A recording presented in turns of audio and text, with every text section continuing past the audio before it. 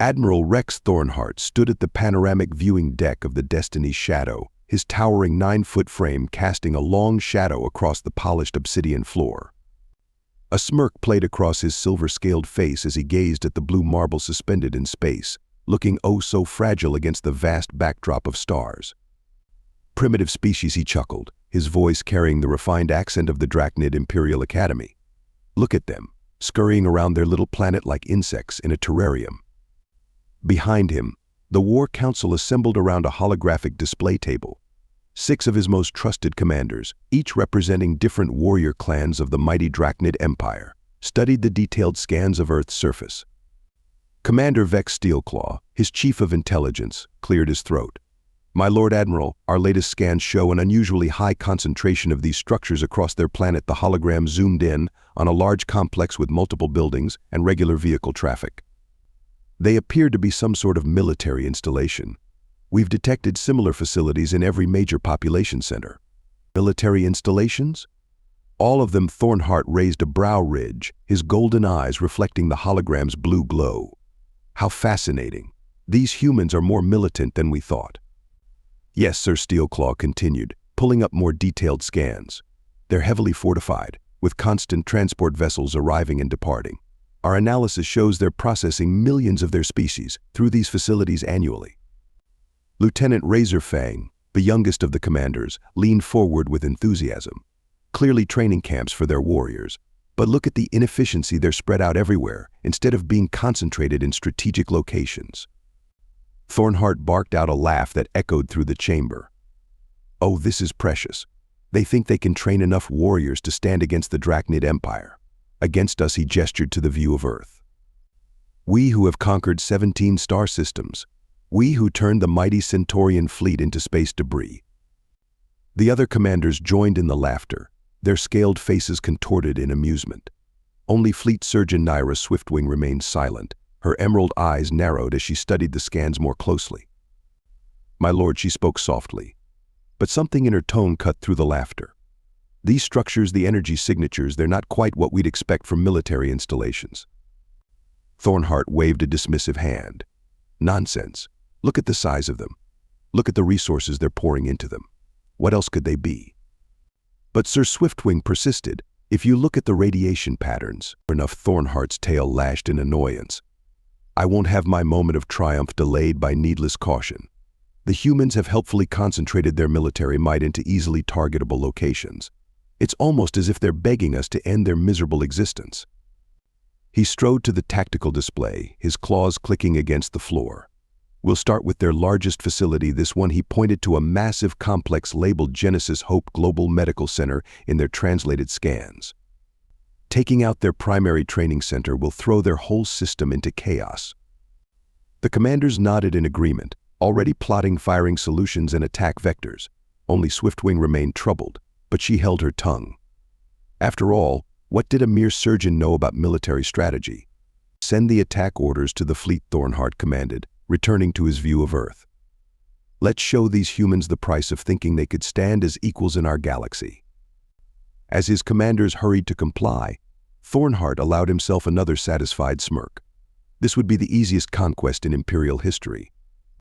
These humans, with their laughably obvious military centers, their primitive technology, their complete lack of proper defenses, they were practically asking to be conquered. If he'd known what that single order would unleash, he might not have been smirking at all. The Genesis Hope hung in Earth's orbit like a gleaming beacon of mercy. Its pristine white hull stretched nearly 2 kilometers from bow to stern, adorned with the universal symbol of healing, a red cross visible from every angle. Massive transparent domes dotted its surface, each one a self-contained garden providing both food and therapeutic spaces for the thousands of patients within. Commander Luna Blackwood stood in the ship's central medical bay, surrounded by the gentle beeping of life support systems and the soft whir of medical droids. The latest batch of patients had just arrived from Earth, children with rare genetic conditions, veterans requiring specialized care, and civilians with injuries too complex for planetside facilities. "Status report on the new arrivals, Dr. Marcus," she asked, watching as a young girl was wheeled past, her parents walking alongside with hopeful expressions. "All settled in, Commander," the chief medical officer replied, checking his datapad. Ward 7 is at capacity now, but we're managing the load well. The new regeneration chambers are performing above expectations." Luna nodded, feeling a surge of pride. The Genesis Hope was humanity's crowning achievement in medical care, a facility capable of treating conditions that would have been death sentences just decades ago. Every day, they saved lives that would have been lost in previous generations. The first warning came from navigation. The Commander. Multiple vessels dropping out of hyperspace. They're Draknid warships. Luna's blood ran cold. That's impossible. We're a clearly marked hospital ship. They can't. The first impact rocked the Genesis Hope before she could finish her sentence. Emergency klaxons blared as the deck shuddered beneath their feet. "All hands, emergency stations." Luna's voice rang through the ship-wide comm. "This is not a drill. Begin emergency patient evacuation procedures immediately." But even as she gave the order, she knew it was hopeless. The Genesis Hope wasn't built for speed, it was designed for stability, to provide the smoothest possible environment for delicate medical procedures. They couldn't possibly evacuate 15,000 patients and staff before. Another blast rocked the ship, harder this time. The lights flickered, and somewhere in the distance, she heard the horrifying sound of a hull breach alarm. "Earth Command, this is Genesis Hope." Luna grabbed the emergency transmitter, her knuckles white against the console. "We are under attack by Draknid forces. This is a hospital ship. We have 15,000 civilians aboard. Request immediate assistance." Through the medical bay's viewport, she could see the Draknid vessel's sleek, predatory shapes against the stars. They were firing with precision, methodically dismantling the Genesis Hope section by section. "Dr. Marcus, begin downloading all patient records to the emergency beacon," Luna ordered, her voice steady despite the chaos around her. "Earth needs to know what happened here." The medical bay doors burst open as nurses rushed in with patients from the compromised sections. The air filled with cries of pain and fear. A mother clutched her infant to her chest, both still connected to life support equipment that was rapidly running out of power. "Earth Command, they're targeting our life support systems." Luna's voice cracked as she made her final transmission. "This is a deliberate attack on a medical facility. There are children aboard. Please someone help us." From his command deck on the Destiny's Shadow, Admiral Thornheart watched with satisfaction as his ship systematically destroyed the military installation. His tactical officer reported that the facility's strange energy signatures, clearly some sort of weapons systems, were going dark one by one. Sir Lieutenant Fang reported, "We're picking up some odd transmissions from the target. They're claiming to be a medical facility." Thornheart laughed. "A clever ruse, trying to play on our sympathies. But we're not so easily fooled, are we? Continue the attack." The final explosion tore through the Genesis Hope's central core. Luna Blackwood's last action was to hit the emergency beacon launch, sending the ship's records streaking toward Earth in a tiny capsule. As the medical bay broke apart around her, her final thought was a prayer that someone would make the Draknids pay for this atrocity. The debris field spread slowly across Earth's orbit, pieces of medical equipment, fragments of regeneration chambers, and thousands of personal effects drifting silently in space. Among them floated a small stuffed rabbit, somehow intact, still wearing its hospital identification bracelet. Admiral Thornheart noted the time of the facility's destruction in his log, already planning his next target. He had no way of knowing that he had just signed his Empire's death warrant.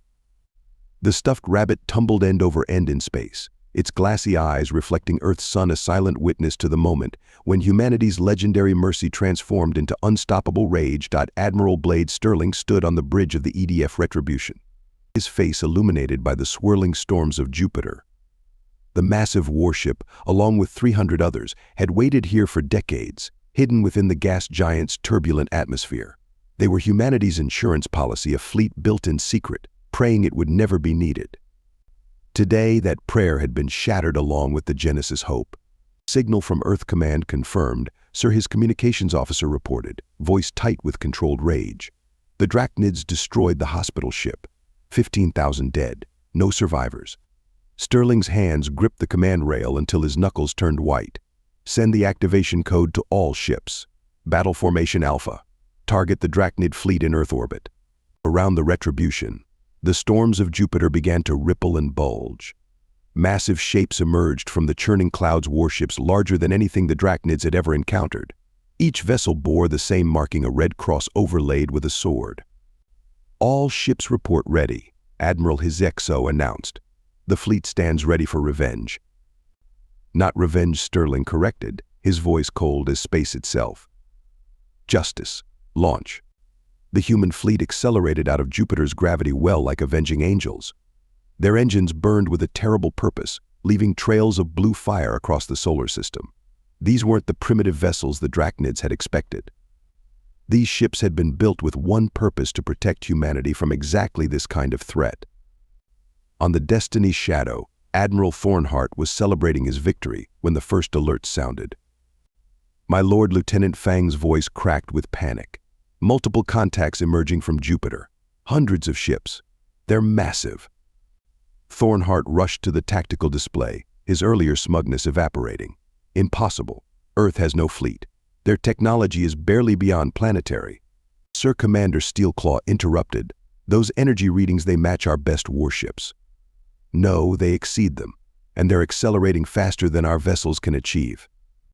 The human fleet crossed the distance from Jupiter to Earth in a fraction of the time the Draknid tactical computers said was possible. Their formation was perfect, their coordination flawless. This was no hastily assembled defense force. This was a professional armada that had trained for years for exactly this moment. "All ships, battle stations," Thornheart roared. "Launch fighters. Raise shields." But before his fleet could react, the human vessels opened fire. Their weapons were unlike anything the Draknids had encountered: beams of concentrated plasma that bypassed shields as if they weren't there. Missiles that split into thousands of smaller projectiles, each capable of devastating a cruiser. "Sir, they're targeting our engines," First Steelclaw reported in disbelief. "They're not trying to destroy us, they're disabling our ships." Thornheart watched in horror as his mighty fleet was systematically crippled. Ship after ship went dark, their engines destroyed, their weapon systems offline. The humans weren't just winning, they were doing it with surgical precision. The Retribution approached the Destiny's shadow, dwarfing the Draknid flagship. Admiral Sterling's voice came across all frequencies, transmitted in perfect Draknid language. "This is Admiral Blade Sterling of the Earth Defense Force. You attacked a hospital ship, a facility dedicated to healing. You murdered children, patients, doctors, and nurses. And now, you're going to learn why that was the worst mistake your species has ever made." The transmission cut off. The last thing Admiral Thornheart saw before his ship's systems went dark was the symbol on the Retribution's hull, that red cross with its sword overlay. Now he understood. Humanity hadn't been weak. They hadn't been primitive. They had been merciful. And he had just shown them why that mercy needed to be backed by overwhelming force. As his ship drifted powerless in space, emergency lights casting shadows across the bridge, Thornheart finally understood the full magnitude of his error. He had believed humans to be simple because they devoted so many resources to healing. Now he realized any species that dedicated itself to preserving life would go to extraordinary lengths to protect it. The Earth Defense Fleet secured the solar system within hours. Not a single human ship was lost. Not a single Draknid ship escaped. And across the galaxy, other species watched and learned humanity's hospitals were not a sign of weakness. They were a testament to what humanity valued. And now everyone knew the price of threatening those values. The Grand Chamber of the Galactic Council buzzed with tension. Representatives from 100 species filled the spiral tiers, their voices a storm of whispers and accusations. The attack on Genesis Hope had shattered decades of relative peace, and now everyone waited to see what would happen next. High Counselor Storm Ravens stood at the central podium, his crystalline form catching the light from the chamber's artificial sun. "This emergency session of the Galactic Council will come to order." His voice resonated through the vast space. "We are here to address the unprovoked attack on a human medical facility." Ambassador Phoenix Dawn rose from her seat, her white diplomatic uniform stark against the shadowed chamber. The human representative didn't speak immediately, instead activating a hologram in the center of the chamber. The image showed the Genesis Hope, peaceful and serene, moments before its destruction. "Look well upon this image," Dawn's voice cut through the silence. This was the Genesis Hope, a vessel dedicated to healing. a ship that treated patients from 12 different species represented in this very chamber. The hologram shifted, showing the ship's destruction in horrifying detail. Gasps echoed through the chamber as council members recognized their own citizens among the victims. The Draknid Empire claims they mistook our medical centers for military installations, Dawn continued, her tone sharp as a blade. Yet our vessel bore the universal symbol of healing, a symbol recognized by galactic law and honored for 10,000 years. Ambassador Thex of the Draknid Empire stood, his scales dulled with stress. We regret this tragic misunderstanding. Misunderstanding? Dawn's laugh was cold enough to freeze stars. Let me show you understanding. The hologram changed again, displaying the records from the Genesis Hope's emergency beacon. Files appeared showing treatments in progress, surgical procedures interrupted, rehabilitation sessions cut short by the attack. Each file represented a life ended by Draknid weapons. The Genesis Hope carried 300 Zentari children being treated for radiation exposure. Dawn's voice grew quieter, more dangerous. 200 Proximan elders receiving neural regeneration. 1,000 Draknid civilians with plasma burn injuries. Yes, your own people, Ambassador Thex, all dead by your empire's hands. The chamber erupted in shouts. The Zentari delegation rose as one, their tentacles writhing in fury. The Proximan representatives' bioluminescence flared with rage. The Zentari collective withdraws from all treaties with the Draknid Empire, their speaker announced. The Proximan conclave declares the Empire hostile to all civilized life. Another voice joined. One by one, former allies of the Draknid Empire denounced them. Trade agreements dissolved, military pacts shattered, diplomatic ties severed. Storm Ravens raised his hands for silence. Ambassador Dawn, what does humanity demand as restitution? Dawn's eyes swept the chamber. Humanity demands nothing. We have already enacted justice on those directly responsible. But know this: the next species that mistakes our dedication to healing for weakness will not receive the mercy we showed the Draknid fleet. Mercy? Ambassador Thex sputtered. You disabled our entire attack fleet. Yes, Dawn smiled. We disabled them. We could have destroyed them. Remember that. She turned to address the entire council. For centuries, humanity has shared its medical knowledge freely. The Genesis Hope treated any who needed help, regardless of species or ability to pay. Some saw this as weakness. Now you have seen what happens when that kindness is betrayed. The hologram changed one final time, showing the Earth Defense Fleet in formation around the crippled Draknid ships. The sight of humanity's hidden might sent another wave of murmurs through the chamber. Humanity will rebuild the Genesis Hope, Dawn concluded. Larger, better equipped, more heavily defended. And any who wish to join us in protecting the sanctity of medical neutrality are welcome as allies.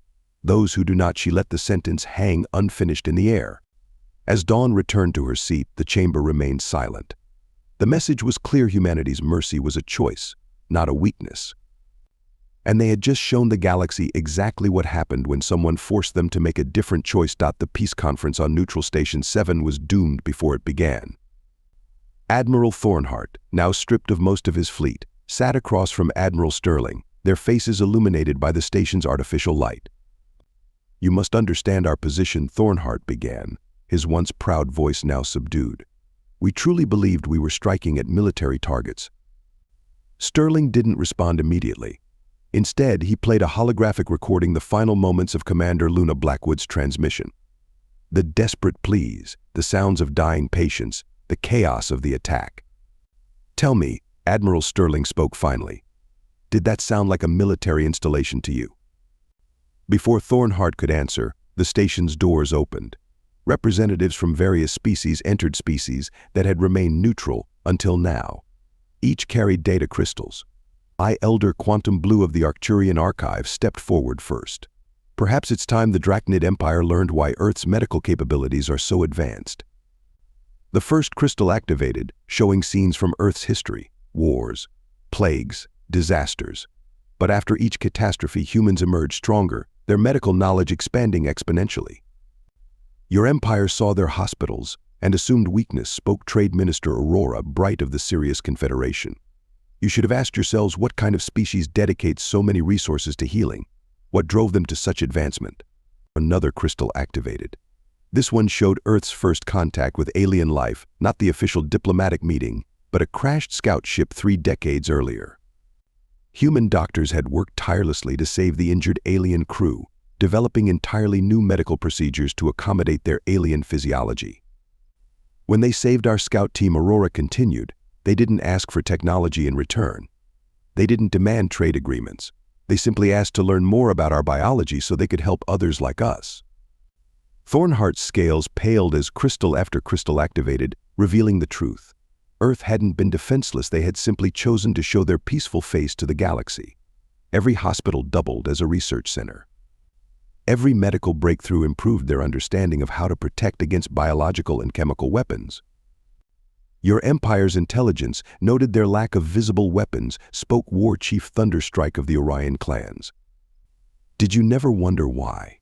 A species that can repair neural damage at the molecular level, that can regrow limbs, that can cure diseases your people thought impossible to treat, did you think they couldn't apply that knowledge to defense?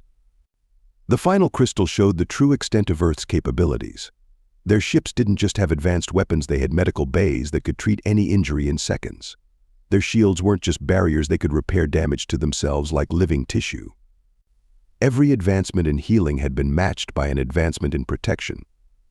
Thornheart slumped in his chair as the full weight of his mistake crushed him. His empire hadn't attacked a weak species that wasted resources on healing.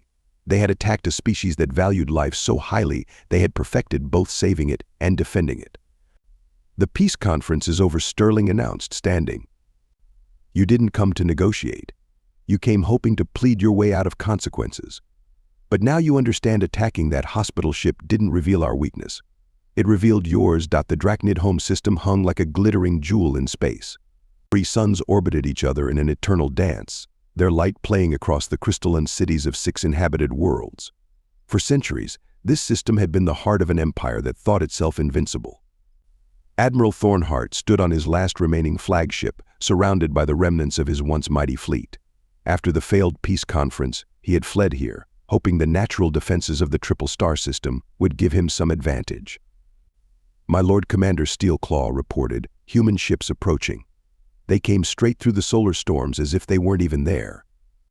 The Earth Defense Fleet emerged from the stellar interference, their hulls gleaming with an otherworldly shield technology. At their head flew a new vessel larger than any before.